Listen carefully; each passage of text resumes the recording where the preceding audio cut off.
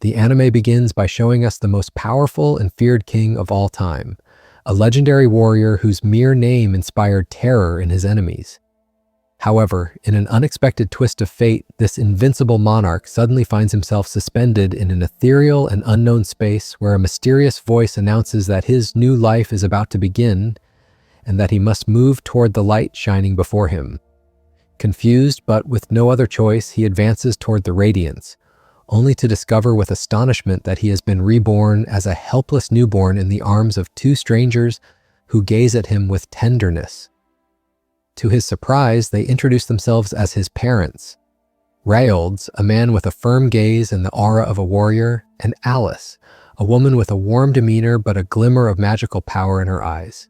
Now named Arthur, he struggles to comprehend what has happened. After a lifetime of conquests and battles, he has been reduced to a fragile infantile body, incapable of even controlling his most basic functions, like holding up his own head or avoiding soiling himself. Frustration overwhelms him as he finds himself trapped in what he describes as a prison of flesh, where his sharp mind clashes against the physical limitations of his new form.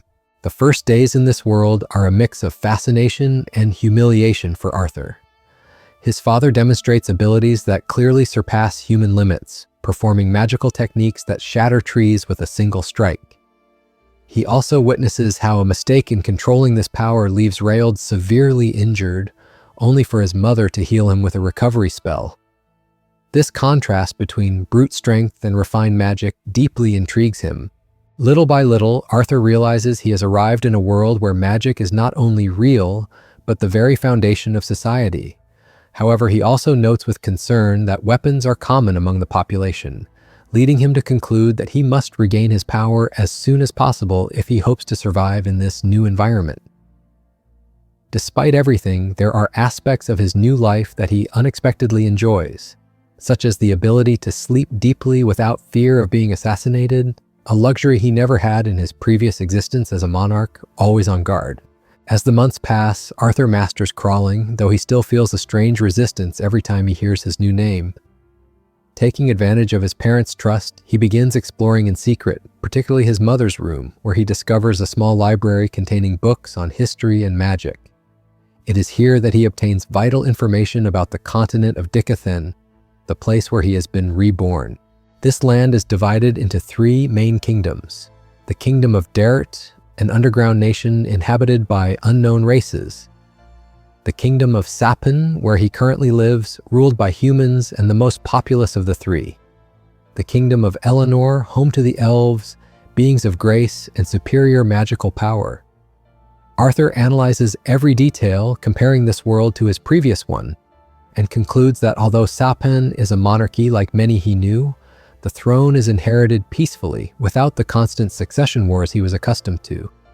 However, what fascinates him most is the central role of magic in society, which explains the apparent technological lag compared to his original world. The books also reveal the fundamentals of mana, the energy that fuels magic in this world.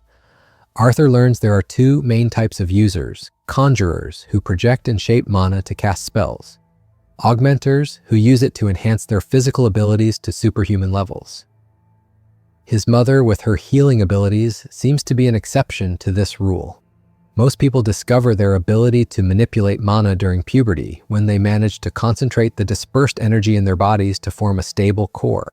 But Arthur, remembering his knowledge of ki and internal energy warriors in his world cultivated, decides not to wait. He begins experimenting in secret, attempting to sense and control the flow of mana within his tiny body. However, during one of these sessions, his mother catches him, his face red with effort. Mistaking his concentration for another accident, she humiliates him by assuming he has soiled himself again. The shame he feels is profound, but it also motivates him to be more careful in his future practices. As the years pass, Arthur remains a peculiar child, serious, analytical, and rarely smiling, yet absorbing all the knowledge he can. His impatient father tries to prematurely initiate him into swordsmanship, only to be immediately scolded by Alice, who proves to be the true authority in the household. This family dynamic makes Arthur reflect on the power structures in this world, wondering if societies here are more matriarchal than those he knew. During a trip to the city, Arthur has his first direct contact with this world society and is amazed by the level of development in magical weapons and objects, though he still considers them primitive compared to his memories. What impresses him most is seeing street magicians performing minor spells, confirming that magic is an everyday part of life here. Back home, as his mother changes him yet again, Arthur reflects on how fortunate he is, despite everything, to have a family that cares for him, something he never had in his past life as an orphan raised in battle. The next day, while watching his father train with superhuman intensity, proving himself to be a high-level augmenter, Arthur feels he can't waste any more time. That same night, taking advantage of his parents' distraction, he practices forming his monocore with greater determination than ever. Concentrating every fragment of dispersed energy in his body, he finally completes the process. But the energy release is so violent that it triggers an explosion, destroying part of the house. Terrified, his parents rush to him, instinctively shielding him from the debris. When the dust settles, they look at Arthur with a mix of disbelief and pride. Their son, not yet 3 years old, has achieved the impossible by forming a monocore at an age when he shouldn't even be able to sense energy flow. Arthur, for his part, doesn't understand why they're crying. To him, they simply fulfilled their duty as parents by protecting him. But something inside him is moved by this display of unconditional love, a concept so foreign to his past experience that he can't help but burst into tears for the first time since arriving in this world. In an abrupt shift, the scene changes to a dark cave somewhere remote on the continent where a creature of shadows and glowing eyes awakens, as if Arthur's mana explosion had disturbed its slumber. The creature smiles, thus ending the chapter,